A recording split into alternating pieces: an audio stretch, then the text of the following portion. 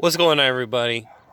Now, this is another video relating to the previous video I made talking about reparations for slavery and white privilege and why I think it's a lot of bullshit. And this is like a part two explaining the other side of the story about what is going on within the black community from what I've done my research on, from talking with black guys. Oh, we got all these barking dogs. And also what I've learned about what goes on in the black community through rap music and exposing myself through the culture. Now, this is one thing that I noticed about the previous video I made was that I was going in a bit too harshly about the negative aspects of the black community and saying that it is an absolute of why the black community is so messed up. But here's the thing, is that what I should have said specifically within that video was saying that there is a lot of messed up things within the black community, but there are also some really good things going on in the black community. And what I was more so bringing out was the degeneracy that goes on in the black community, but that is involved with a certain demographic within itself. And basically, the demographic is, as I have heard other black guys describe it, as being niggas, as in Niggaz. Now, what is it that describes niggas? Now, don't get me wrong in saying that, oh, I'm white and I don't know anything about this stuff. Look, I've been around black guys enough to understand it and get friendly with them, and understanding the culture, and even just understanding how it is through rappers that I've listened to over the years. But here's what I can understand, is that the difference between, as explained by Chris Rock, is that there's black people and there's niggas. And niggas have got to go. Every time black people try to have a good time, ignorant ass niggas fuck it up. Now, basically, from what I understand, is that niggas are basically to black people as white trash is to white people. Niggas are the ones that think that it's not cool to be educated and to read, that it's cool to actually go ahead and drop out of high school and to get a bunch of different women pregnant and not being a responsible father to them. And they think it's cool to go out into the streets and commit crime in order to make a living. And they think that it's cool to go back and forth from prison. And they think that it's cool to not snitch about the bad things that are going on in their neighborhood. Those are the demographic that I was specifically referring to in my previous video. But does that constitute for all black people? Well, of course not. Of course that's not the case. You know, I have met plenty of well-to-do black folks in which understanding that, you know, they are good, hardworking people that want to make the best out of themselves in their life.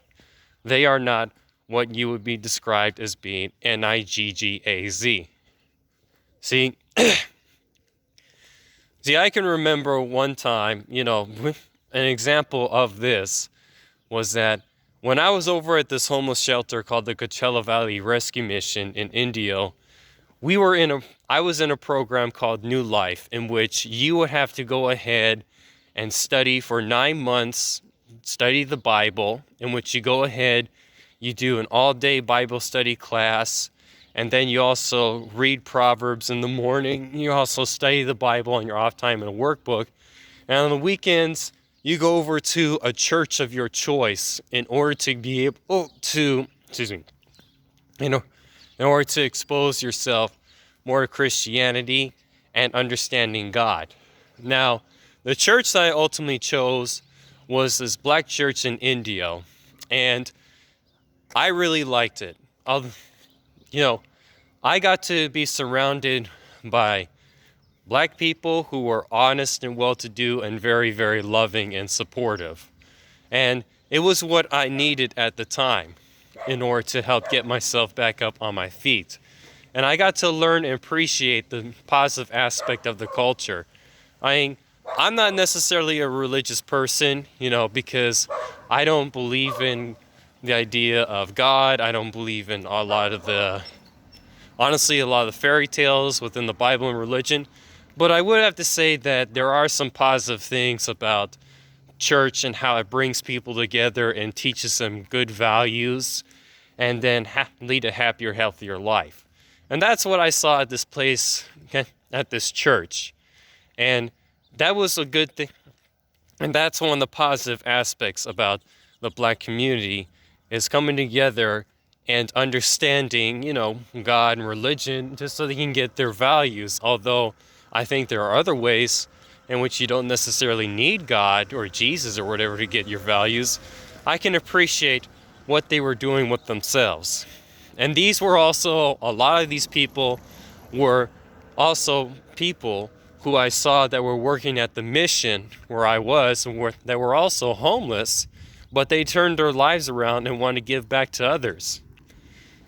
And there are even some guys that have done wrong in the past, and they want to turn their lives around and make things better for themselves and for other people.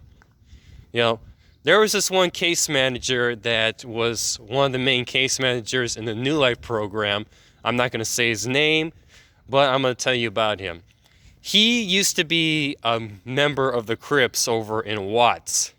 And he told me how he would go back and forth from prison, and he was abusing drugs, and he was a terrible husband, and everything else. And then he went into the homeless shelter and turned his life around, graduated, and he became a case manager, and he's worked in order to turn other dudes' lives around. So that's an example of that. And then in the black community also, there are people who came from some messed up conditions, and they done bad things, and they got involved in a bad lifestyle, but then they decide to go ahead and turn their lives around and do something that's more positive. Say for example, like with Snoop Dogg. Snoop Dogg used to be a member of a gang called I believe the Rolling 20s Crips in Long Beach, and he was involved in that lifestyle for a bit, but then seeing that this was not the way to live, because again, a lot of guys who live in that lifestyle eventually end up getting killed or they end up going to prison, he decided to go ahead and turn his life around by rapping and explaining where he came from. And people like to say, oh, well, doing that, you are ruining the lives of young black men and convincing them to go into that lifestyle. Look, here's why. Let me understand this, is that I've been listening to Snoop Dogg and all these other gangster rappers ever since I was 15 years old, okay? Does that mean I want to go ahead and commit crimes? Does that mean I want to go ahead and sell drugs or commit murder or all this other stuff that they portray in their lyrics? No. It just helps me to understand where they come from and the realities that goes on in their community. And see, I don't see that as being necessarily negative. I just see it as being informative. I see it as a way of expanding your horizons and understanding that this world is not all gumdrops and rainbows and unicorns and flower gardens, But then, so that's just what it is. It's like when you're watching a documentary or watching a movie. Say if you're watching The Godfather or Scarface or Goodfellas and any of these other classic gangster movies in which they're not trying necessarily to promote this lifestyle. It's just entertainment and exposure to how the world is in a different light. So the other thing is that, after Snoop Dogg became very successful within himself and his career, he decides to give back to his community. I mean, one of the things that I saw that he has done, and which has really helped to turn his community around, was that he created a youth football league in his hometown. So that these young black boys, instead of going out into the streets like he used to, he would go ahead and create this program for those who are athletically talented in football so that they can have a different direction in life. And an example, of course, was Nipsey Hussle. Nipsey Hussle came from the same sort of area in which he was also part of that lifestyle, being that he was a member of the largest sect of the Crips called the Rolling 60s. But then he started rapping and he became very good. I mean, he has made a lot of great material when he was an underground rapper with the mixtapes and even with his first major studio album, The Victory Lap. But then, of course, unfortunately, he was killed, as I explained before, by some guy who was jealous of him and his success. So, I mean, this is getting to one other thing, is that there are well-to-do black people within the black community that want to do well and help out their community. But, you know, a lot of times they don't stay within the community. They don't stick around, because when they do, a lot of times those that they used to be friends with, when they had nothing and they were doing wrong, or they were part of that lifestyle, when you do something bigger and better with yourself, a lot of times those same people become jealous and envious of you. And a lot of times they want to kill you. Like Lil Boosie explained, a rapper from Baton Rouge named Lil Boosie explained in this interview that he did with Vlad TV, is that the ones who end up hating you the most are the ones that you grew up with. So, I mean, Lil Boosie explains that a lot of these rappers who become big and successful, they have to move out of the hood and move out of their hometown, because those that they grew up with become envious of them. As I explained before, one of the main problems within the black community is jealousy and envy. So, I mean, and I've heard from other dudes say this, is that if Nipsey Hussle were to be still alive, he would have gone ahead and gave back to community, but he wouldn't still roll around in his community like he felt he could. I mean, there's a similar rapper named MC8 who used to be a part of the Tragnum Park Crips in Compton. And he was involved with that lifestyle very, very early on. Before he became a rapper, he talked about how he was shot at, how he got into numerous gang fights, and his initiation, whatever, in his interview that he also did with Vlad TV. But then he decided to rap about his lifestyle instead, seeing that it wasn't going to go anywhere except prison and death. And then he became big and very successful. And then he moved out of the hood and moved over to Riverside. And then MC8 told this, is that when he was going around, when he became big and successful, and he was trying to go around in his neighborhood, his dudes that he knew, or other people who knew about his name, saying, "Why are you still doing here? Why do you want to come back over here? I mean, you're big and successful, and you're not a part of this anymore." So that's the whole point. You know, it's like, here's the thing I understand, is that when you become big and successful and you come from a negative background, you need to remove yourself from that situation for your own good. Because if you're surrounded by people who a lot of times are not really going anywhere with themselves, you might as well go ahead and move on. I mean, there are black people that want to move forward and do better things for themselves, but a lot of times those guys, they don't stick around in the ghetto because there's really no opportunity or options for them to grow.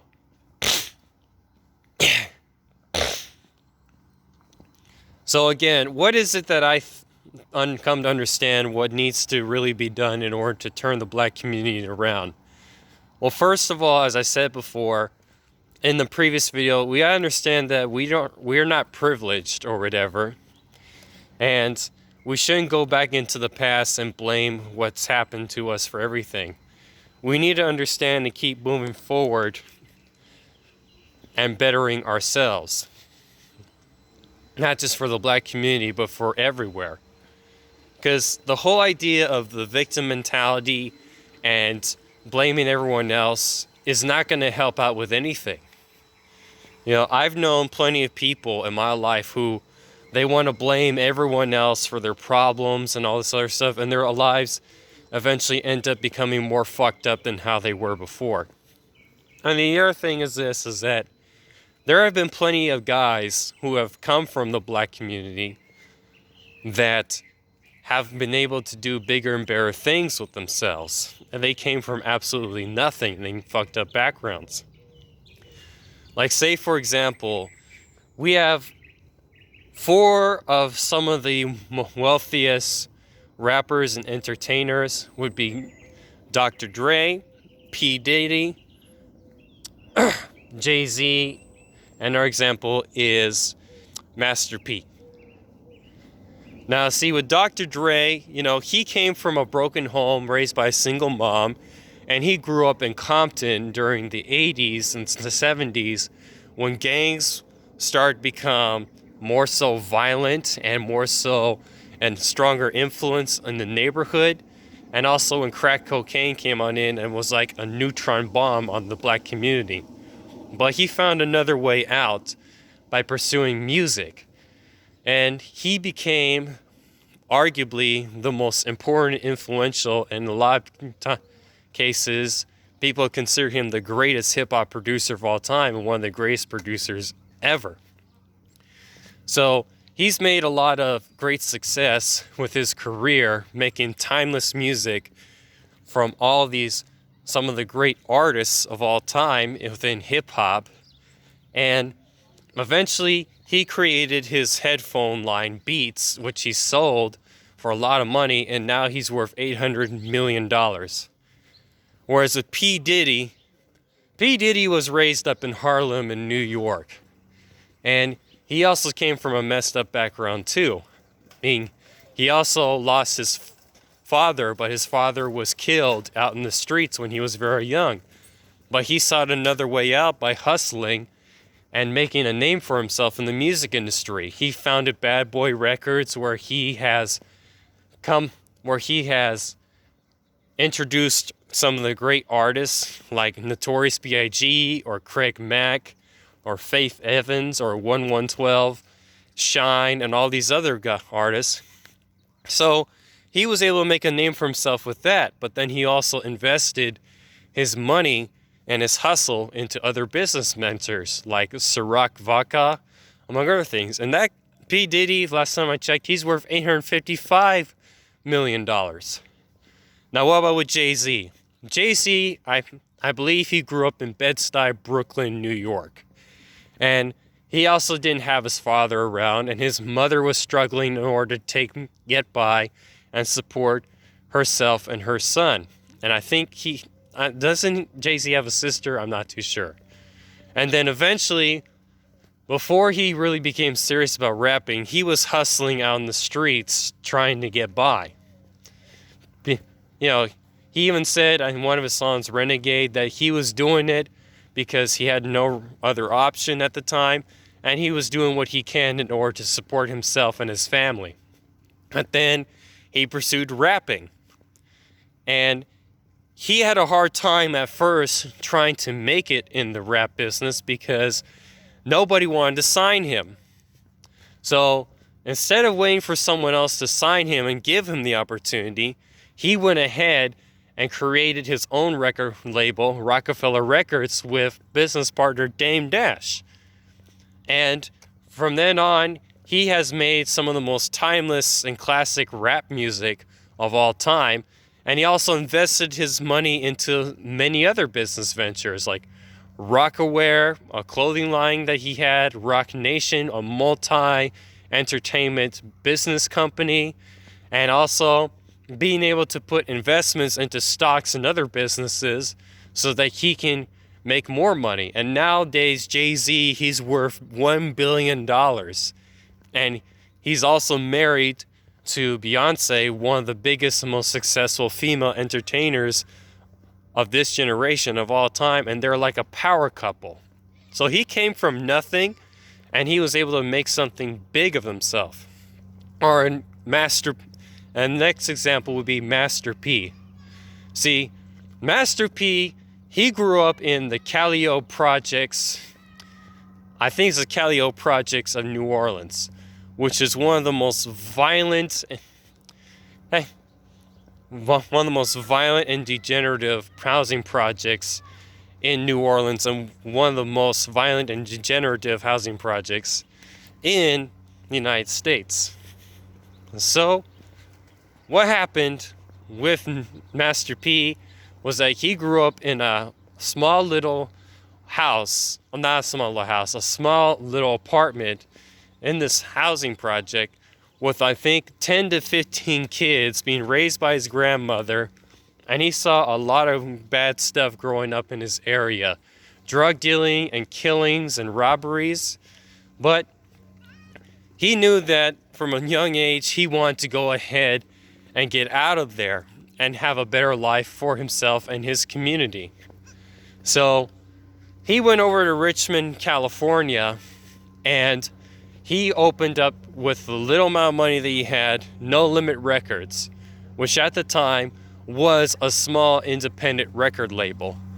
But then he got to go further into making his own music, and then he was inspired by the hustling of rappers over in the Bay Area with guys like E40 to create his own business and going further from there. And so he went back to New Orleans and created No Limit Records as a record label that signed a lot of talented rappers that talked about the streets in New Orleans and everywhere. And in the late 90s, No Limit Records was one of the biggest record labels in the world. They were releasing album after album after album after album that was charting on the billboards very high and selling millions of records. And now, well, let's go further. And then he went ahead and created a lot of other business ventures, clothing lines, even he tried making a cable company or even just a mobile phone company. So some of those business ventures eventually went nowhere, but some of them became very successful. And nowadays, last time I checked, he's worth $300 million. Now, he's not worth as much as Dr. Dre or Jay-Z or P. Diddy, but he has an interesting story to him. It was at one time, before he created No Limit Records, he was invited over to Interscope Records to talk with Jimmy Iovine, who was a founder and CEO of No Limit Records. And Jimmy Iovine wanted to offer him $1 million recording deal. But Master P turned it down. And at the time, he was with his brother C. Murder, who was also a major rapper from No Limit Records. And then what happened was, when they took a plane back to New Orleans, how are we doing? When they took a plane back to New Orleans, his brother was saying, "Man, we could have gotten $1 million. Why didn't you sign that contract?" And Master P said this to him that shut him up. He said, "This man was about to buy me out for $1 million. How much money do you think I'm worth?"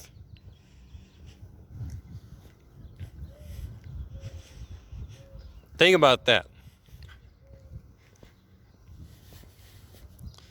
So I think one of the other things that should be done within the black community is not blaming everyone else for your problems, but investing into yourself, investing into your neighborhoods, investing into creating your own wealth. Because as I know, black people really don't have any wealth and they don't own any businesses.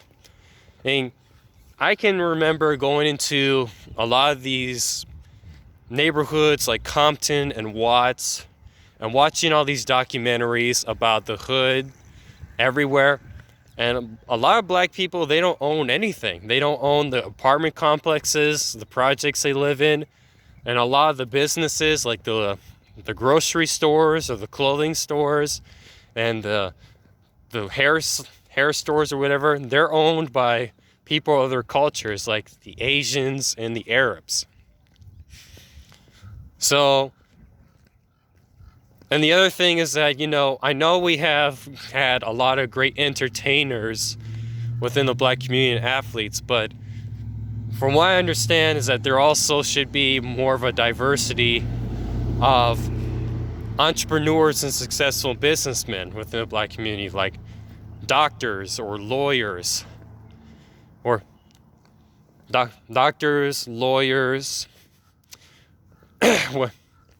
dentists, and what have you, and restaurant owners, grocery store owners, or anything else along those lines. So rather than going ahead and talking about slavery and white privilege, I think that there needs to be more of time and investment within the black community to better itself. Because as I said before, is that nobody's going to take care of you. This world doesn't care about you. It doesn't really have anything to do with race or whatever. That's just the way the world is. You only get out of life as much as you put into it. I understand that there are a lot of odds against people within the black community, but you got to work against those odds and make something bigger and better of yourself. I mean, that's what Dr. Dre and P. Diddy and Jay-Z and Master P did. So why can't you? If anything, that should be an inspiration that you can come from nothing and make something of yourself. So that's what I should say on a positive note about the other side to this whole story, and what I think is more so a solution to, instead of the problems that goes on within the black community and with ghettos everywhere. Anyways, if you guys agree with me, that's cool. If you don't agree with me, just explain why in the comments or whatever. And then I'll see about having a conversation with you within that regard. But anyways, that's the topic for today. I'll see y'all next time.